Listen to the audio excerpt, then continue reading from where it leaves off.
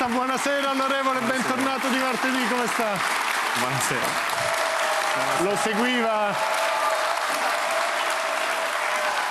Lei lo seguiva a Bombolo all'epoca, era troppo giovane. No, il film li ha presi, Thomas Miglia li guardava. Non parlo così però io. Forse visto dal nord, non lo so. Senta. Allora, senta, poco fa Grillo ha detto stiamo facendo una legge elettorale che non capisce nessuno. Allora, diceva Travaglio, bisogna capire se voleva la battuta del pubblico, se era una critica. Cos'era secondo lei? Beh, non l'ho sentito Beppe, però immagino che stesse davanti appunto agli operai dell'Ilva, che sono anni che vedono calpestati i loro diritti, insomma, lei sa come vivono tanti cittadini a Taranto, soprattutto nel quartiere Tamburi. Io finirò la campagna elettorale proprio a Taranto, quindi probabilmente io lo capisco Beppe. Dove bisogna scambiare sicurezza con salute, sicurezza del lavoro con la salute, no? No, il discorso di ricatto occupazionale su Taranto è quello il dramma, ma c'è da cosa tanti intendeva? anni. Probabilmente lui, che proprio penso che c'ha soltanto quando pensa alla legge elettorale gli vengono le bolle, personalmente anche a me, perché è proprio un argomento che io detesto. Infatti io giro l'Italia nelle piazze, parlo di tutto tranne che di legge elettorale. Lui magari di fronte a quella però platea. Fate il proporzionale. Infatti una legge elettorale tocca farla, perché vogliamo andare al voto il prima possibile. Allora, cosa voleva dire Grillo, secondo lei? Probabilmente di fronte a delle persone che non è la loro priorità la legge elettorale, intendeva parlare di altro. Questo però non l'ho sentito. Ha peccato di empatia, diciamo. Altri direbbero ha detto la cosa che volevano sentire, ma in realtà faceva la legge. Sì, non lo so, cioè, ora Beppe Grillo, poi a qualcuno non piace, per amor di Dio, ma è un uomo che poteva godersi la sua vita, i suoi denari fatti lecitamente, invece si è dedicato alla politica, per cui non è che è uno che quando Sembra sentire quando si parla di Berlusconi, Dice poteva, aveva un'altra. Con la differenza do una notizia: Grillo non si candiderà mai, Grillo non ha mai fatto denari con la politica e non si è mai aggiustato un processo grazie alla politica come ha fatto il condannato Berlusconi. Ora, scusate, il condannato Berlusconi, questo è in dubbio. Senta, diciamo, non è in dubbio che si sia aggiustato i processi, però è in dubbio che hanno due percorsi differenti. Due percorsi differenti che li portano allo stesso tavolo: Grillo, Renzi, Salvini e Berlusconi. Allora, entriamo in Parlamento con l'apriscatole, siamo diversi da tutti e poi alla prima occasione importante, alla fine è importante, finisce la legislatura, adesso per la nuova legislatura siete in 4. Ora, quando il Movimento 5 Stelle dice no, diciamo no a tutto. È colpa del 5 Stelle. Quando il 5 Stelle, dopo che il Partito Democratico, anzi prima il centrodestra ha fatto il porcellum illegale, incostituzionale, il centrosinistra per superare il porcellum fa l'Italicum illegale, incostituzionale. La legge che converrebbe al 5 Stelle era l'Italicum, lo sappiamo tutti. Io ho votato contro. È incostituzionale. E perché abbiamo votato contro? Prima, perché pensavamo fosse incostituzionale, abbiamo pure fatto ricorso e avevamo ragione. Oggi, che dato che i partiti politici hanno fatto le ultime 2 leggi elettorali illegali, noi quantomeno vogliamo stare lì in quel processo per controllare il processo e fare in modo che possano ottenere i cittadini una legge quantomeno legale con la quale potersi esprimere. Ma che abbiamo sbagliato? No, per niente, si chiama riformismo. No, non si chiama Parlamento, si tratta che abbiamo dei voti in Parlamento e li mettiamo a disposizione. Grazie al 5 Stelle banalmente non ci stanno le pluricandidature, cioè Alfano non è che si può candidare in 6 collegi differenti, magari per non essere eletto da una parte però essere eletto da un'altra, cioè che dobbiamo fare? Avete ottenuto quello che potevate ottenere. La minoranza, mica abbiamo la maggioranza che molti la battaglia sulle preferenze la facciamo questa settimana. Molti osservatori lo commentano positivamente, non è che dicono si sono macchiati, dicono sono maturati. Allora, io sarei stato felicissimo a votare delle buone leggi col Partito Democratico. Ci potete dire quali sono state queste belle leggi che ha fatto il Partito Democratico e che io non ho votato perché devo andare contro il PD? Diciamo una legge che si sposava molto con la mentalità anche liberale, libertaria del Movimento 5 Stelle, ad esempio potevano essere le unioni delle coppie gay. E infatti noi abbiamo chiesto più di una volta che fosse messa a votazione. Avete chiesto di più? Lo step child adoption io avrei votato a favore, l'ho sempre detto, e non ci hanno neanche fatto votare quella parte. Vabbè, comunque diciamo un cambiamento c'è, diciamo è positivo magari dal suo punto di vista. Floris poteva dire, non c'era la step child adoption. Questa notizia. A me la carriera politica in sé, a me della carriera politica in sé non me ne frega niente. È proprio così. Che intende per carriera Cioè politica? che mi interessa dare un contributo fin quando sto in Parlamento e quindi rappresento l'interesse generale per migliorare questo Paese, anche perché io del 5 Stelle non potrò stare tutta la vita in Parlamento, grazie a Dio, e dovrò tornare nel mondo reale e nel mio stesso interesse migliorare la società reale proprio perché sarò costretto a farvi ritorno. Per Questa cui, è una bella descrizione. se riusciamo per la prima volta negli ultimi 11 anni, e poi basta legge elettorale, cioè poi lei farà tutte le domande che vuole, a dare al Paese una legge legale, costituzionale. Se permette, è grazie al Movimento 5 Stelle. Per me Berlusconi e Renzi non vedono l'ora che noi diciamo ce ne andiamo e non controlliamo il processo. Così la fanno da soli con Verdini e diranno no, sono stati loro che non hanno voluto. Invece dobbiamo stare lì dentro a ottenere più risultati possibili per il bene generale. Partecipare per ottenere qualcosa. Certo. Napolitano, abnorme patto extracostituzionale sulla data del voto. Quei 4, di cui lei è un rappresentante in loco, quei 4 pensano solo agli interessi propri. Io mi assumo le responsabilità, come sempre, di quello che dico, è il mio pensiero. A parte la carriera di Napolitano, per me Napolitano è il massimo responsabile dei disastri che ci sono in questo Paese. Un altro. Lui è un rancoroso che, dato che ha visto che il suo mondo costruito, la partitocrazia che domina sugli interessi... Perché delegittima lui? Commenti quello che dice, no? Lui, in fondo, lui ha fatto una carriera politica... Per me non sto delegittimando lui, è lui che con i suoi comportamenti ha delegittimato il popolo italiano. Per me lui è un rancoroso che oggi vede il suo mondo basato sulla partitocrazia crollare e questo non lo accetta. Napolitano ha firmato leggi incostituzionali. La partitocrazia Berlusconi, Salvini e Renzi. Perché oggi esiste una forza politica che rappresenta la prima forza politica del Paese, che si chiama Movimento 5 Stelle, che lui ha sempre detestato. Noi gli abbiamo fatto pure l'impeachment a Napolitano, perché per noi ha violato la Costituzione ripetutamente. Ha votato leggi incostituzionali più di una volta. Lodo Alfano, legittimo impedimento. Cioè, non le ha votate, le ha ispirate, dice lei. Le ha firmate quando il suo mandato prevedeva di rimandare quelle leggi alle Camere. È stato, e me ne assumo la responsabilità, il garante prima dei sovietici e poi della CIA e oggi del grande capitalismo finanziario. Ed è per quello, e della CIA. assolutamente. Chiedete a Kissinger. Allora, e anche a Travaglio che ci ha scritto un libro su questo. E oggi per me, dato che è così, era il ministro degli esteri del Partito Comunista quando Mosca finanziava il Partito Comunista e lo disse pure sotto processo grazie a Mao, diciamo. Non è riuscito a... Lei Floris sa che quello che dico è vero. Diciamo, e oggi rappresenta i grandi interessi dei mercati finanziari che temono che il Movimento 5 Stelle possa andare al governo. Perché le banche d'affari temono un governo del 5 Stelle, perché ricontrolliamo Banca d'Italia, dividiamo le banche d'affari dalle banche commerciali e non fanno più affari sulla nostra pelle. Questo è quello che io penso di Napolitano. Unione Sovietica e banche. CIA, Unione Sovietica e banche non rimane più nessuno, diciamo, che rimane gli arbitri della FIGC. Io non ho, a parte il fatto che gli arbitri non devono essere queste organizzazioni. Io ho voluto, dato che sarà un uomo di 90 anni, ma per me, ripeto, è un uomo che ha contribuito ai disastri in Italia. Si è fatto lui garante dell'inciucio perenne e ha ostacolato il cambiamento facendosi rieleggere per la seconda volta, mai successo nella storia della Repubblica. Questo è quello che io penso, certo, cioè, è la mia idea che ho di un uomo, e dato che questa è stata la sua storia, non si può più permettere di mettere bocca sui processi di un paese che ha contribuito a distruggere. Si ritirasse a vita privata e non parlasse più della politica perché l'ha totalmente distrutta. Allora, Napolitano, mi dica... Perché dal suo punto di vista, diciamo, al di là dell'obbligo istituzionale che porta un senatore a vita a occuparsi della politica a vita, grazie alla Costituzione che voi stessi avete difeso con il referendum, al di là dell'obbligo che ha a vita di occuparsi di politica, io le domando perché bisogna votare in fretta? Perché bisogna votare entro settembre? Ha sentito prima Marco Travaglio, diceva, Renzi ha paura di fare la manovra. I 5 Stelle pensano che sono più o meno all'apice o nell'onda giusta per raccogliere il consenso. Io non penso che siamo all'apice. Perché lei? Allora, il Movimento 5 Stelle chiese le elezioni anticipate quando la Corte Costituzionale decretò incostituzionale il Porcellum. Se non sbaglio, sentenza del 1° gennaio 2014. Cioè, dato che quel Parlamento, la nostra idea, era politicamente delegittimato, pensavamo che fosse importante andare al voto nel 2014.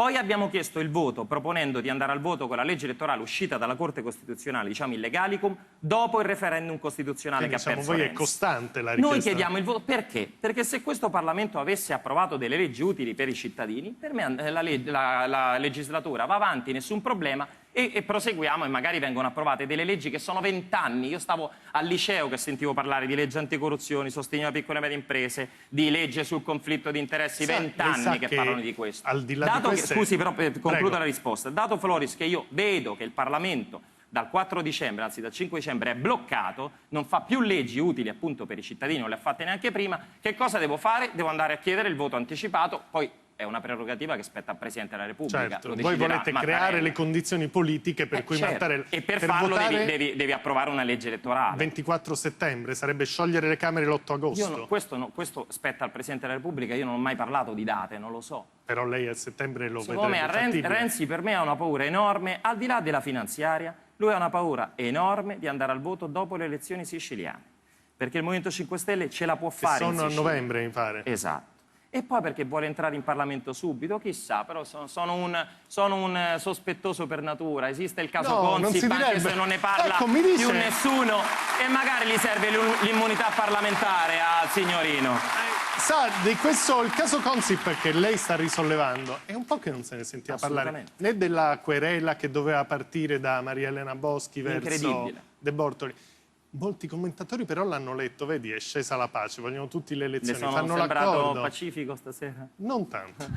Gianrico Carofiglio, prego. È collegato Andrea Scanzi da Arezzo. Prego, Gianrico Carofiglio, lo conoscete, scrittore di bellissimi gialli, ora è in libreria con L'estate fredda, è stato anche magistrato e senatore del PD. E Andrea Scanzi. Un sacco di difetti. Un sacco di difetti. Allora...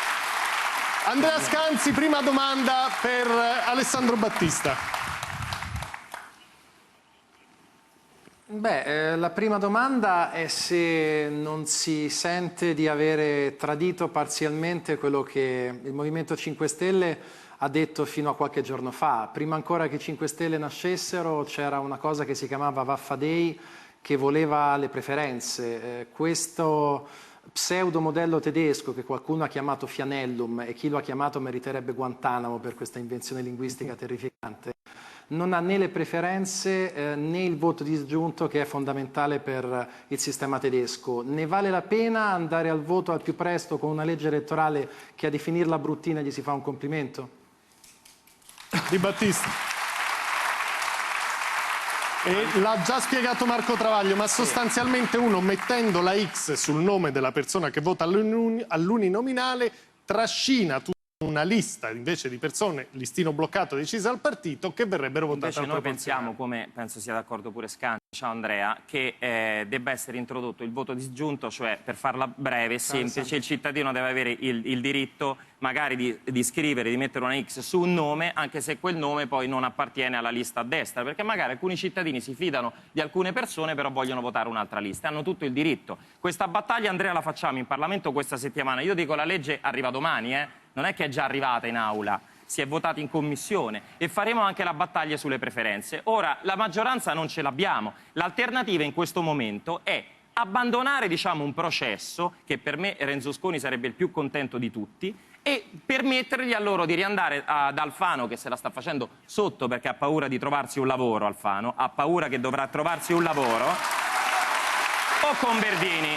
Io pure, Andrea, devo provare ad ottenere il massimo per i cittadini, ripeto. E quando dici sempre no, e io sono fiero dei no che abbiamo detto, è colpa nostra e diciamo sempre no. Se proviamo a migliorare una legge, provando a migliorare una legge si stanno sporcando le mani. Però allora mettiamoci un attimo d'accordo. È possibile che tutto quello che fa il 5 Stelle è sbagliato, allora, però siamo la prima forza politica del paese? Adesso Gianrico Carofiglio, io mi inserisco, diciamo presumibilmente... Alfano tornerebbe a fare l'avvocato. Lei che farebbe dopo la politica? Io voglio tornare a scrivere, magari occupandomi di cooperazione internazionale. Non so se tornerà a fare l'avvocato, però Alfano può stare tranquillo, e lo dico, un messaggio distensivo. Qualora dovesse uscire dal Parlamento e si dovesse trovare un lavoro, ad Alfano gli daremo il reddito di cittadinanza, 780 euro al mese. Però deve inserirsi in un percorso formativo, deve imparare un mestiere e se rifiutasse 3 proposte di lavoro perderà pure il Allora, chi sussidio. scrittone è, dopo essere stato magistrato e dopo essere stato senatore del PD, è Gianrico Carofiglio. Prego, le presento uno dei leader più importanti del Movimento 5 Stelle. Noto all'ufficio, si diceva nel vecchio gergo. No, io Insomma, saluto non alla procura. in senso favorevole, naturalmente. No, io registro con favore il fatto che il Movimento 5 Stelle, che in sé è una grande risorsa per la democrazia, loro sanno bene che su moltissime cose non siamo d'accordo, ma registro con favore il fatto che cominci a fare politica, come diceva lei, il fatto che discuta della legge elettorale e che faccia parte di questo gruppo eterogeneo di partiti che la voteranno è positivo. Detto questo, questa legge elettorale ovviamente non va bene, anche se probabilmente non c'era altro modo di procedere, perché le manca la questione l'aspetto sostanziale che caratterizza la legge tedesca, e cioè la sfiducia costruttiva. Questa è una legge che porta ovviamente alle coalizioni. Io mi chiedo che cosa succederà, temo quello che tutti prevediamo, e soprattutto io mi chiedo e vi chiedo se vi siete posti il problema della riforma vera che deve andare con questa modifica elettorale, cioè la sfiducia costruttiva. Allora, cosa intendiamo per i non addetti ai lavori? È probabile che queste elezioni, diciamo, è possibile, non è probabile, è possibile che fotografino il paese per quello che è. Ci sta un 30% che sta con Renzi, un 30% che sta con Berlusconi, un 30% che sta con voi. Arrivate in Parlamento e che succede? Si rinizia da capo. Però Floris, noi quando ci siamo presentati per la prima volta alle politiche nel 2013 siamo passati da 0 al 25%, Certo. anche azzeccando una campagna elettorale che probabilmente ci sarà quest'estate ad agosto. Io già l'ho fatta per le spiagge di tutta Italia, già l'ho fatta, voglio vedere certi soggetti farla in piazza come abbiamo fatto noi. Sarà anche la prima campagna elettorale probabilmente meno televisiva della storia, non so se lei resterà aperto ad agosto. No, sarò in spiaggia a aspettarla, a braccia Certo, aperte. magari la convinceremo. E tanti soggetti che hanno preso voti, soprattutto grazie alla televisione, diciamo, soprattutto ai telegiornali, che è la mia opinione, che di fatto controllano, magari dovranno cimentarsi veramente con i cittadini. Io lo faccio da 4 anni tutti i fine settimana, perché io non vedo l'ora di fare questa Quindi lei campagna dice, noi elettorale. possiamo andare ben oltre il 30% Secondo me che sì. ci danno i sondaggi. Bisogna andare oltre il 50%. No, però Bisogna no, andare, dottore, forse no. loro mettono un premio, mi pare di aver A parte capito. noi vogliamo provare pure ad inserire, E diciamo, poi un col premio. 40 Però tu c'è da riesci dire a- che con questa legge, dato che magari alcune forze politiche, mi auguro tra l'altro, non supereranno il 5%, alcuni seggi, diciamo, verranno ridistribuiti. Quindi ce Per la cui potete fare dal vostro io punto di credo che se il 5 Stelle dovesse arrivare, certo è dura, però io mi impegnerò su questo, no? Al 38% dei consensi, avrebbe tantissimi parlamentari e poi ci presenteremo, sperando che il Presidente della Repubblica ci darà l'incarico, un programma di governo. a Ma questo non raccattare significa- qualcuno che se ne va dagli altri partiti. No, però, a Floris, cercare un accordo con Bersani. ma questo lo fanno gli altri raccattare. Noi, cioè, fino a prova contraria, questa è una repubblica parlamentare, cioè un governo si presenta alle Camere e dice questo è un progetto di governo. Il nostro progetto è chiaro, vogliamo abolire Acquitalia, vogliamo creare una vera legge anticorruzione, vogliamo risolvere il conflitto di interessi, vogliamo istituire un reddito di dignità, di cittadinanza per chi vive al di sotto della soglia di povertà e che campa con pensione da 400 euro al mese. Chi ci sta? Io voglio vedere a destra e Ora a sinistra vediamo dirci di no. Li le voglio domande. vedere. Andrea Scanzi. Vediamo se si prepara intanto uno di quelli che potrebbero essere i vostri interlocutori. Ricollegandomi a quello che ha detto adesso Di Battista, probabilmente non raggiungerà una cifra tale per poter fare da solo. Di Battista ha appena detto il Movimento 5 Stelle proporrà qualcosa. È del tutto da escludere, secondo lei o secondo te, una alleanza programmatica, quindi parlo di un governo di scopo con la cosiddetta sinistra radicale, che è un po' l'ipotesi che aveva scritto qualche giorno fa Marco Travaglio, o invece Di Battista spera, perché prima lo ha lasciato intendere, che tra quelle forze che non raggiungono il 5% ci sia la sinistra radicale. A margine chiedo anche a Di Battista, so che non vede l'ora di smettere di fare politica, perché immagino che non vede l'ora di ricominciare a scrivere e viaggiare, però c'è una piccola eventualità di cui non si parla tanto. Il Movimento 5 Stelle ha il vincolo assoluto dei 2 mandati, il limite dei 2 mandati.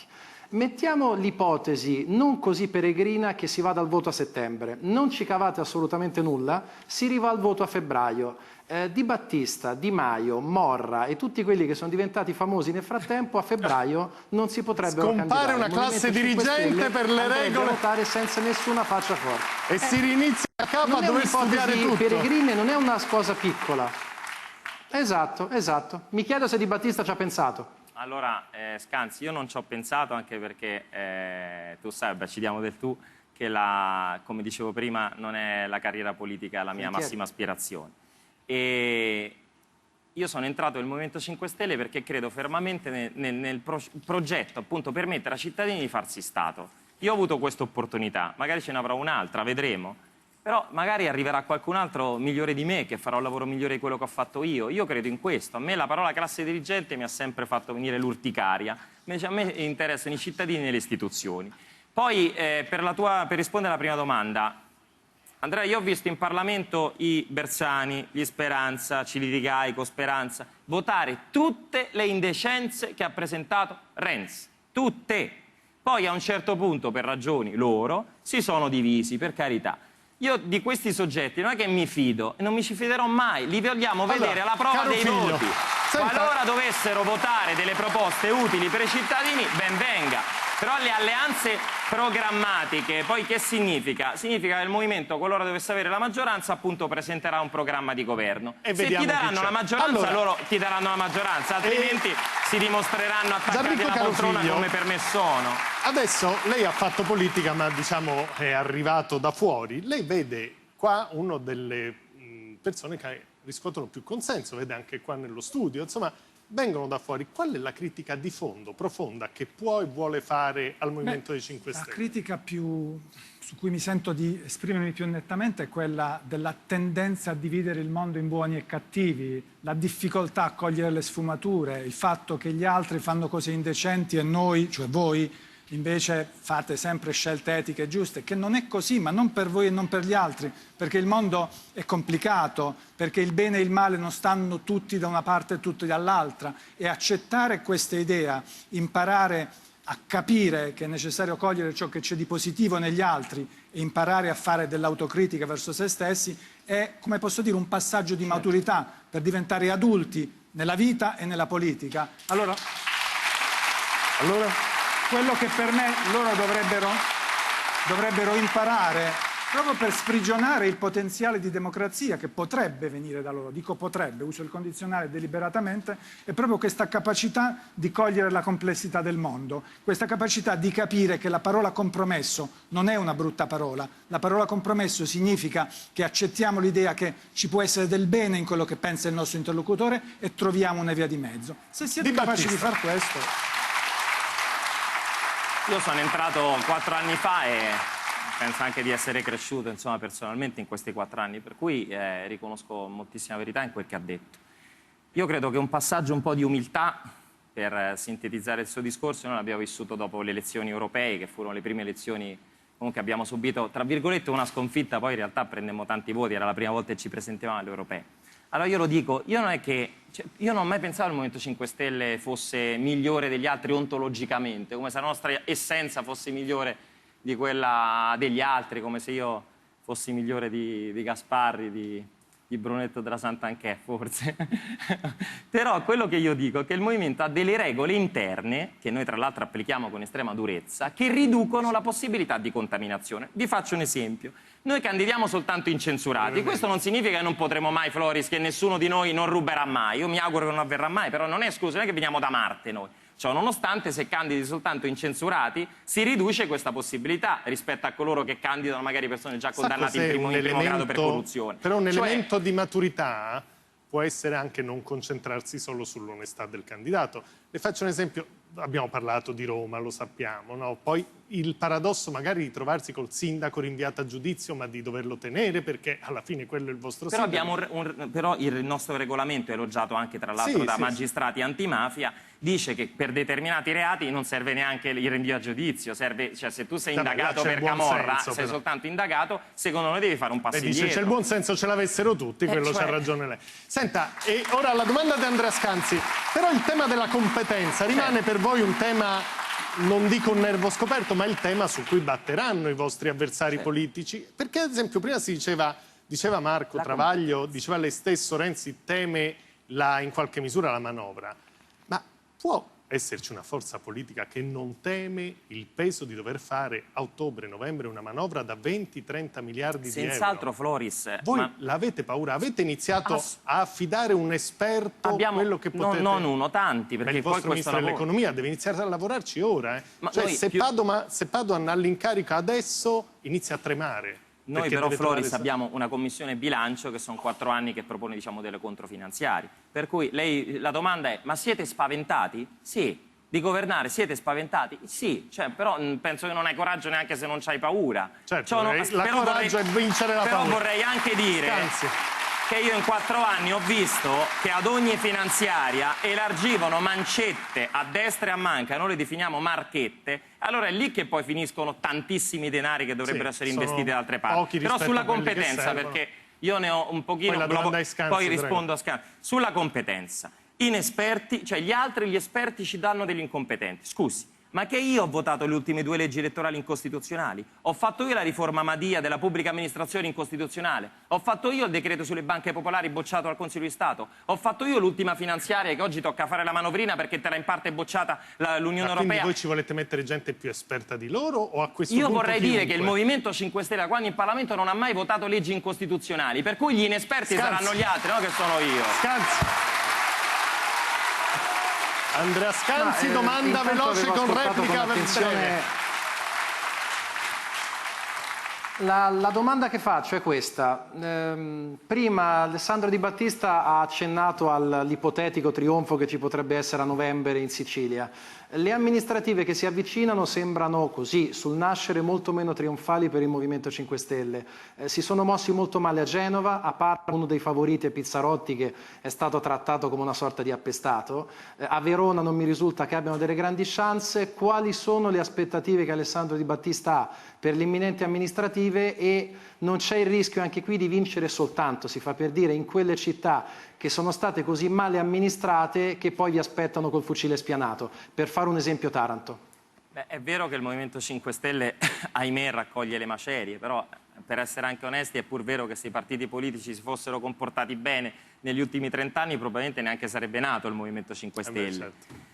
Noi siamo nati, io votavo altro proprio perché non sentendoci più rappresentati da nessuno o scappavamo dall'Italia o ci lamentavamo e basta, come fanno pure troppi italiani che si lamentano e basta, oppure ci mettevamo in gioco. Andrea, per noi le elezioni amministrative comunali sono sempre state storicamente le elezioni più complicate perché in tante città ci presentiamo per la prima volta con candidati sconosciuti. Beh, avete vinto a Roma e a Torino. Sì, però per esempio se ci fate caso a Roma e a Torino abbiamo presentato 2 candidati che già erano stati consiglieri comunali. Cioè io vedo che è un processo. Quando il movimento si ripresenta in alcune città dove ha fatto opposizione e l'ha fatta bene, le chance di vincere aumentano. In alcune città ci presentiamo per la prima volta, quindi l'obiettivo è entrare, poi speriamo anche di conquistare a più Genova comuni. Ci siete da un bel po'. Sì, a Genova sì, a Genova è vero quello che dice Andrea. E come andrà a Genova? Non lo Siete so. partiti male perché il candidato votato alle comunitarie... Abbiamo avuto quei problemi, sì, che poi quando tu diventi molto grande e diventi, tra l'altro cresci diciamo in maniera molto veloce, cosa che è successa al Movimento, che è diventato appunto la prima forza politica nel giro di 4 anni, è normale che alcuni processi tu li debba limare. A Genova è stato commesso qualche errore, il candidato però mi sembra molto valido. Lo vediamo tra poco il nostro ospite, Alice Cristiano.